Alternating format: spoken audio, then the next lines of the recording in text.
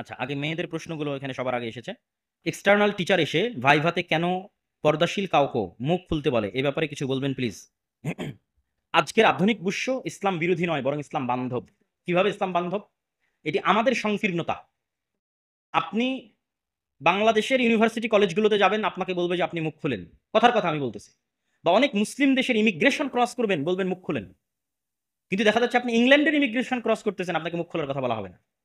কেন? অত্যাধুনিক প্রযুক্তি, আমার ফিঙ্গারপ্রিন্ট দিয়ে সে আমাকে ফাইন্ড আউট করতে পারতেছে আমার পরিচয়, আমার আইডেন্টিটি, কেন আমার মুখ দেখবে? তাহলে আপনার যদি ছাত্রীর পরিচয় আইডেন্টিটি করার প্রয়োজন হয়, আপনি উন্নত ব্যবস্থাপনা করেন। এত বড় বিজ্ঞান ও প্রযুক্তি নাম লাগিয়ে রেখেছেন, ফিঙ্গারপ্রিন্টের ব্যবস্থা থাকবে না পরিচয় নেওয়ার জন্য? তাহলে কিসের বিজ্ঞান হলো আর কিসের প্রযুক্তি হলো? বিজ্ঞান ও প্রযুক্তি বিশ্ববিদ্যালয়ে যদি ছাত্রীকে পরিচয় দিতে মুখ খোলা লাগে, তাহলে এটা তো বিজ্ঞান প্রযুক্তি হলো না, অন্ধত্ব হলো।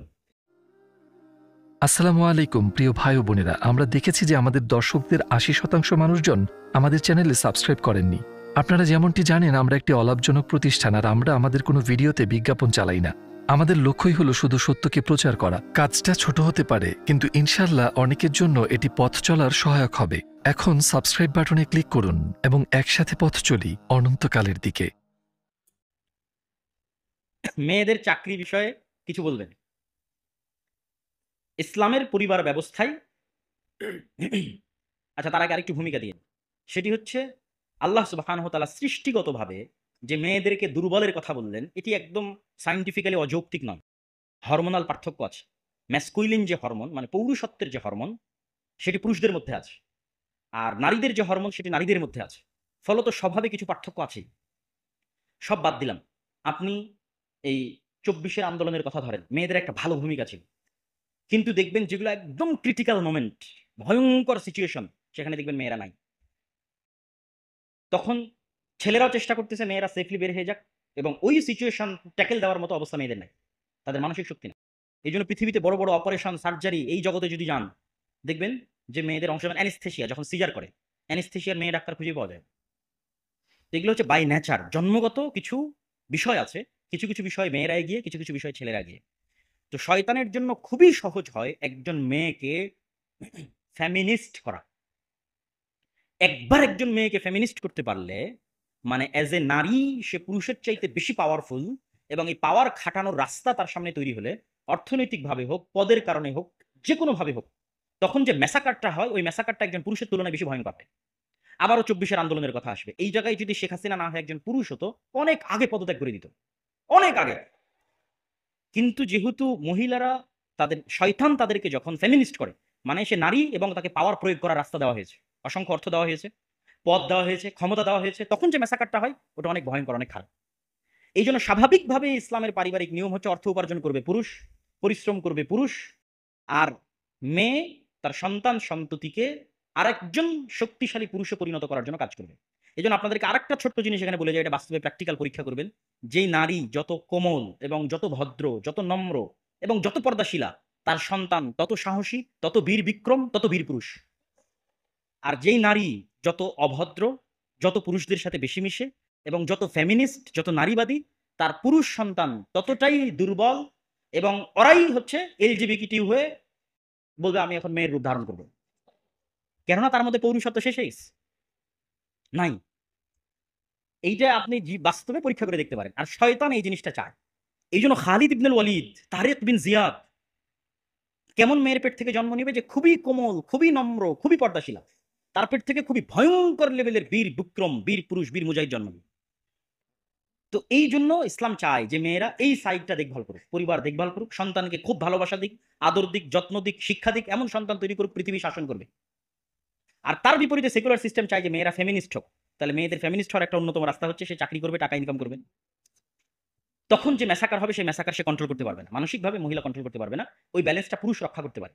তখন মহিলা মানুষ জালিম হয়ে যায়, অত্যাচারী হয়ে যায়। দেখবেন এক মহিলা আর এক মহিলার উপর বেশি জুলুম করে। একজন পুরুষ আর এক পুরুষের উপর জুলুম করার চাইতে একজন মহিলা আর এক মহিলার উপর বেশি জুলুম করে। শাশুড়ি বৌমার উপর, বৌমা শাশুড়ির উপর, এইভাবে মানে মেয়েরা মেয়েদের প্রতি বেশি জুলুম করে।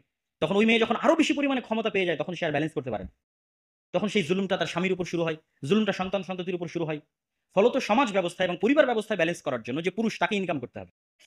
সে ন্যূনতম হলো ব্যালেন্স। তার মানে সব পুরুষ ভালো, আমি এটি বলতেছি না, কিন্তু মোটামুটি স্বাভাবিক অবস্থায় একজন পুরুষ আরেকজন স্বাভাবিক নারীর চাইতে বেশি ব্যালেন্স করতে পারে। তাহলে কখন চাকরি করবে? যদি খুবই অসহায় অবস্থা হয় এবং যদি মনে করে পরিবার পরিজন, সন্তান সন্ততির ক্ষতি হচ্ছে না, জ্ঞান আছে, স্বামীর আনুগত্য করে, স্বামীর অনুমতি আছে, পর্দার লঙ্ঘন হচ্ছে না, এরকম ডট ডট ডট ডট অসংখ্য শর্তের ভিত্তিতে চাকরি করতে পারে।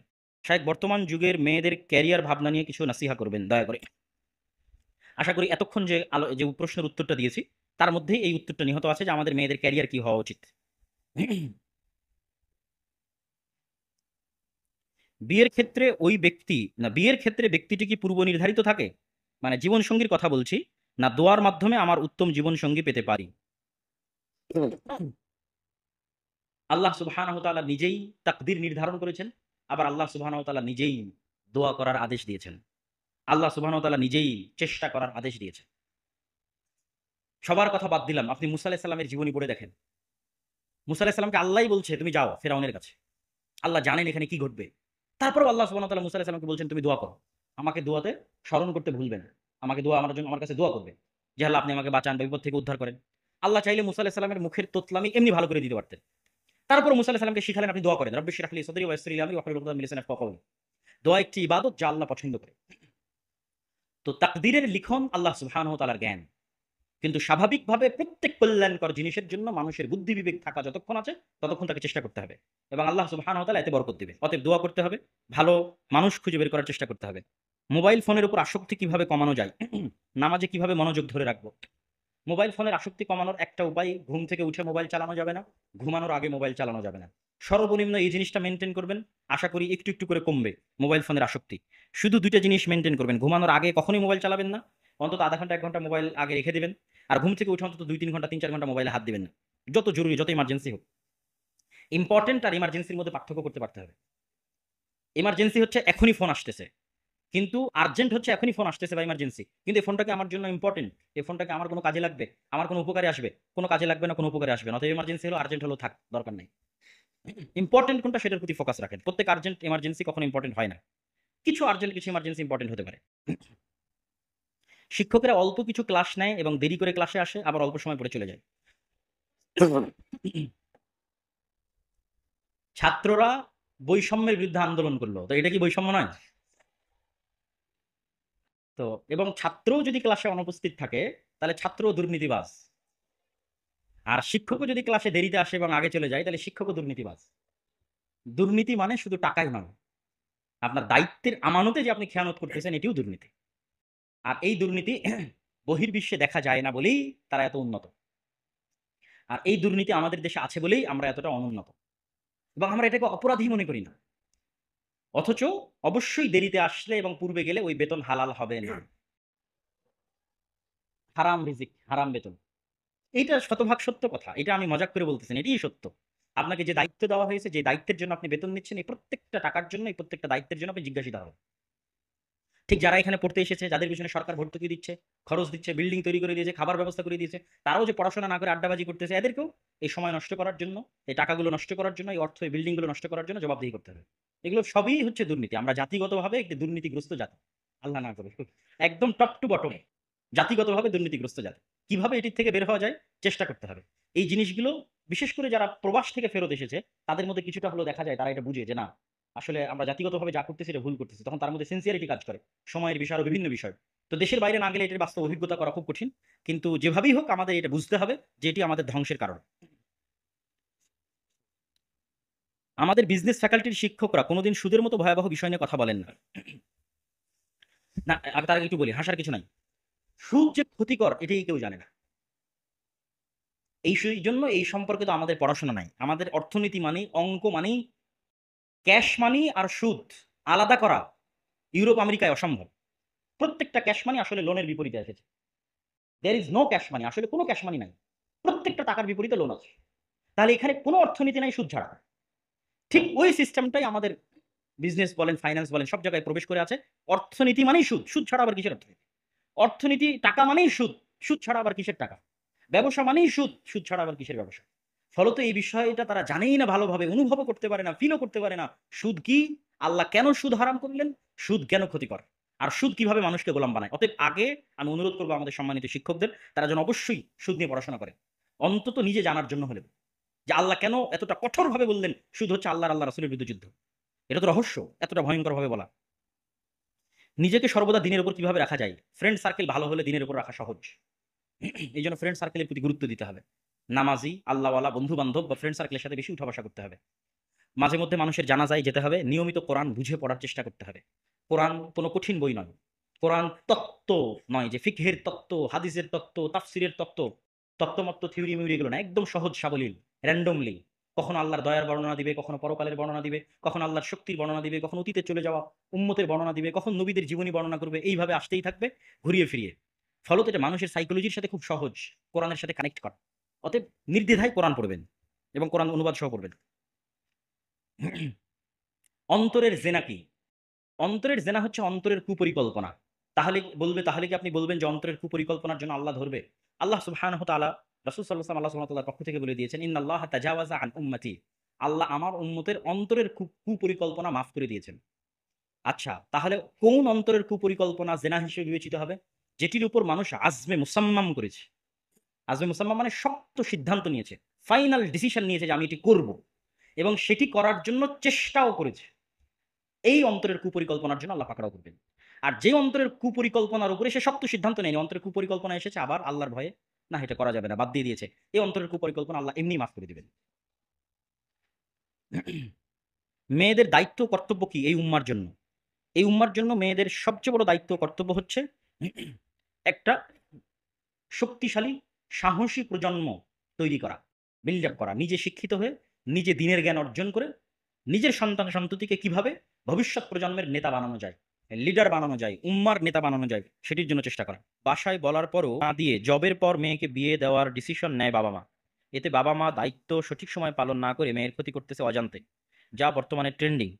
এটি নিয়ে কিভাবে প্রতিকার পাওয়া সম্ভব? সেকুলারিজম এবং সেকুলারিজমের উপর প্রতিষ্ঠিত পাঠ্যপুস্তক এবং সেকুলারিজমের উপর প্রতিষ্ঠিত শিক্ষা কারিকুলাম আমাদের অন্তরে এমন কিছু পয়জন ঢুকিয়ে রাখে যা যুগ যুগ চেষ্টা করলেও বের হবে না। তার একটা হচ্ছে এটা, আগে কেরিয়ার পরে বিবাহ। এটি হচ্ছে বস্তুবাদী দুনিয়ার সেকুলারিজমের উপর ভিত্তি করে তৈরি হওয়া শিক্ষা ব্যবস্থার ট্রেন্ডিং। এটি আমাদের সিলেবাসে আমাদের শেখানো হয়েছে, আমাদের বাবা মায়েরা শিখেছে, আমরা শিখছি। এটা থেকে বের হওয়া খুবই কঠিন। তো প্রথমত পিতা মাতাকে নাসিহাত করতে হবে, তাদেরকে কোরআন এবং হাদিসের জ্ঞানকে প্রাধান্য দেওয়ার জন্য অনুরোধ করতে হবে, এবং অবশ্যই প্রাপ্ত বয়স্ক অবস্থায় উপযুক্ত পাত্র বা পাত্রী পাওয়া গেলে বিবাহ দেওয়ার চেষ্টা করতে হবে। আল্লাহ সুবহানাহু ওয়া তাআলা কোরআন মাজিদে বলেছে, তোমরা তোমাদের ইয়েতিমদের বিবাহ দাও, আল্লাহ তোমাদেরকে ধনী করে দিবে। তো ইয়েতিমের সাথে আপনি অসহায়, অর্থনৈতিকভাবে অসহায় লাগিয়ে দেন, আল্লাহ তোমাদেরকে ধনী করে দিবে, অর্থের ব্যবস্থা করে দিবে। আর যেহেতু রিজিকের দায়িত্ব আল্লাহ নিজে নিয়ে রেখেছে, ওয়ামা মিন দাব্বাতিন ফিল আরদি ইল্লা আলাল্লাহি রিজকুহা, পৃথিবীতে একটা পিঁপড়া চললেও তার রিজিকের দায়িত্ব আমি আল্লাহ। কুল্লুকুম জায় ইল্লা মান আতআমতু, তোমরা সবাই ক্ষুধার্ত তবে আমি যাকে খেতে দিয়েছি। কুল্লুকুম আরিন ইল্লা মান কাসাউতু, তোমরা সবাই উলঙ্গ তবে আমি আল্লাহ যাকে কাপড় পরার তৌফিক দিয়েছি। তাহলে কত শক্তভাবে আল্লাহ বলছে যে আমরা সবাই ক্ষুধার্ত, কিন্তু খেতে পেয়েছি, কে খাওয়িয়েছে? আল্লাহ, আল্লাহ নিজে বলতেছে। তো এই জন্য সকলের রিজিকের দায়িত্ব আল্লাহ নিয়েছে। ওয়া মান ইয়াত্তাকিল্লাহ ইয়াজআল লাহু মাখরাজা, যে ব্যক্তি আল্লাহকে ভয় করবে আল্লাহ তার জীবন চলার পথ কোনো না কোনোভাবে ব্যবস্থা করে দিবেন। ওয়া ইয়ারযুকহু মিন হাইথু লা ইয়াহতাসিব, আর আল্লাহ তাকে কোথা থেকে রিজিক দিবেন ও নিজেও বুঝতে পারবেন। অতএব আপনি আল্লাহর উপর ভরসা করেন, পিতা মাতাকে আল্লাহর উপর